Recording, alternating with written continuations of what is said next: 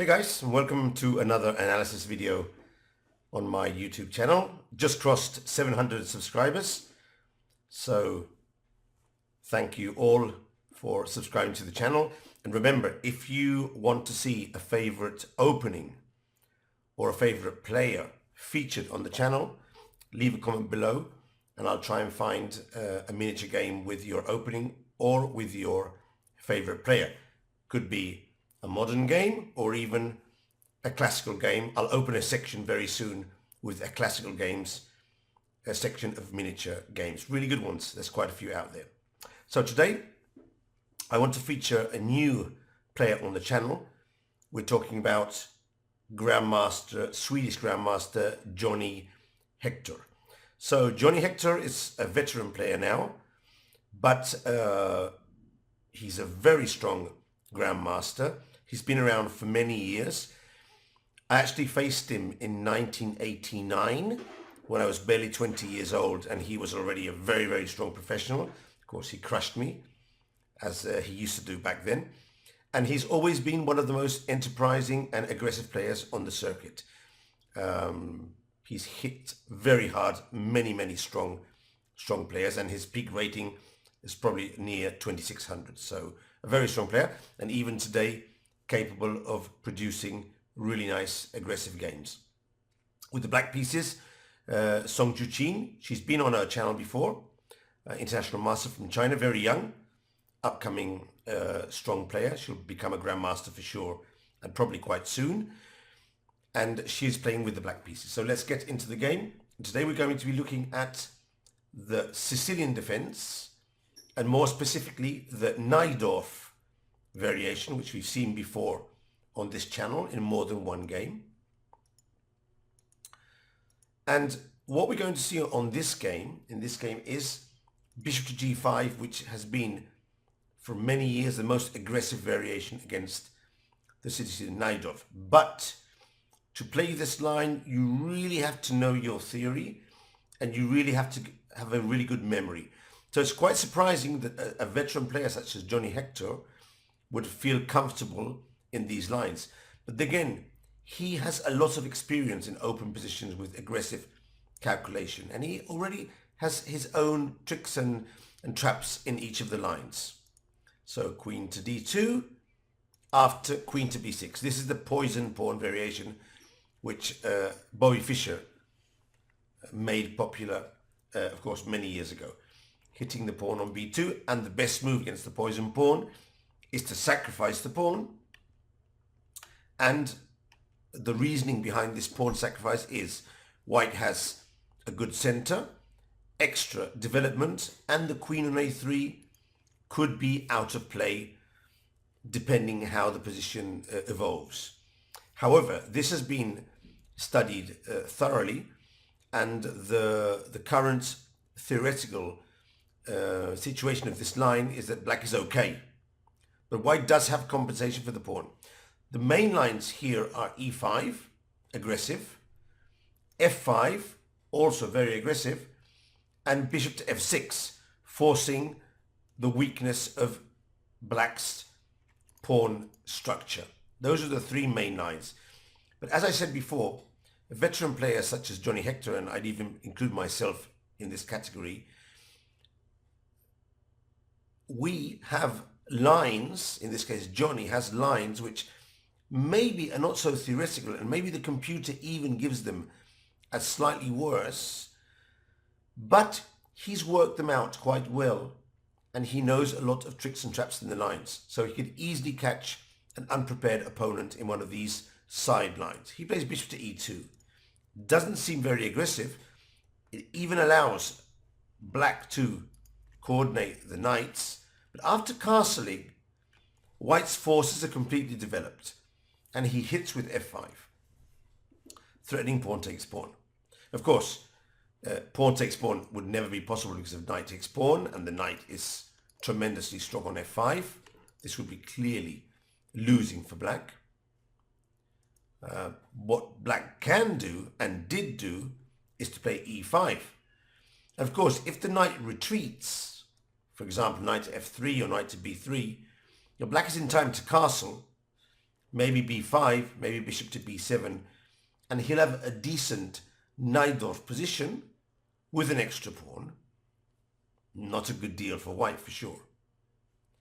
So Johnny sticks his knight into e6, a sacrifice. He sacrificed a pawn, now he's sacrificing a piece. The piece has to be captured, but in exchange for the piece, he has a pawn on e6, and a pawn on the 6th can be worth a piece if you're attacking. He has the king stranded in the center, and of course, full development, and black isn't developed yet. So, knight to f8. Of course, if black is able to capture the pawn, it's game over. But now Johnny comes in with the second sacrifice, actually the third sacrifice. Bishop takes knight, and rook takes bishop. So he sacrificed a pawn, then a piece, and now he's sacrificing the exchange. Now when you sacrifice a piece and then the exchange, the total is a rook sacrifice. But what does he get in exchange? A direct attack against the king. So black could block with the knight, which is what Song Yuxin did in the game.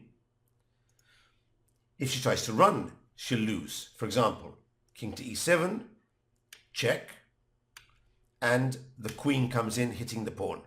Now queen takes f6 is game over, and knight to d7 takes away the running away square for the king. And now there's a checkmate in 3 moves with knight to e6. This is just one of the lines that could happen in this game. Alternatively, king to d8, white would find e7 check to get the knight to d5 with a check. And again, too many threats to deal with here. Queen to g7, knight to b6, queen to f6. This is also game over for black. So Song correctly blocks with the knight, and white plays queen to g6, giving up another piece, which is the knight to c3. Now, I checked this position with the computer to see if black had any defense. So what I'm going to suggest is, let's see how the game finished, and then we'll come back to this position, which for me is the key position of the game. Now, Song Yuxin, under heavy pressure, made a mistake here. She miscalculated, and she captured the pawn on e6, which allowed bishop takes g6, and the move that she probably missed, bishop to f5, threatening queen takes f6 check, also hitting the bishop, and here black is lost. For example, if she takes the bishop, then check, check, check, the rook comes in as well, check, check, and checkmate. This is one of the lines, one of the more attractive lines in the combination. Alternatively, if she takes the knight, then it will be check, check, check, again the rook on b1, saving the day, check, check, and mate. This would be another of the lines. So after bishop to f5, Song played b5, hoping for some miracle defense. Of course, for example, if the capture on f6 now would not be so good, because the king could hide on b6 and the rook doesn't come into the game. But of course, Johnny is a strong grandmaster and will not miss the win here. He took on e6, threatening the check, and after queen takes e3, he played queen to g7, picking up the 2 rooks or checkmating on d7. And actually, Song Yuxin decided to resign here, making the game a 22-move miniature. Let's go back to the key position here. But I remind you that Song Yuxin played bishop takes pawn. The only move here to save the game was queen takes c3, check, queen to g7, hitting the rook. And now the only move is pawn takes bishop. And now after e7, black saves the game with queen to d4 check, and a lovely move, bishop to h3, giving up the bishop and giving up the rook. And when the rook is captured, there is a perpetual check here. Black is super lucky, but would get a draw. Now, did Song Yuxin see this perpetual check and prefer the other line because she thought she could win? It's possible, although I think unlikely. Most probably, she might have sawn this line with the draw at the end. That's possible. I wouldn't doubt it at all. But again, she might have thought that after bishop takes e6, she might have missed bishop to f5. Because here, she's probably more focused on this move, maybe this move.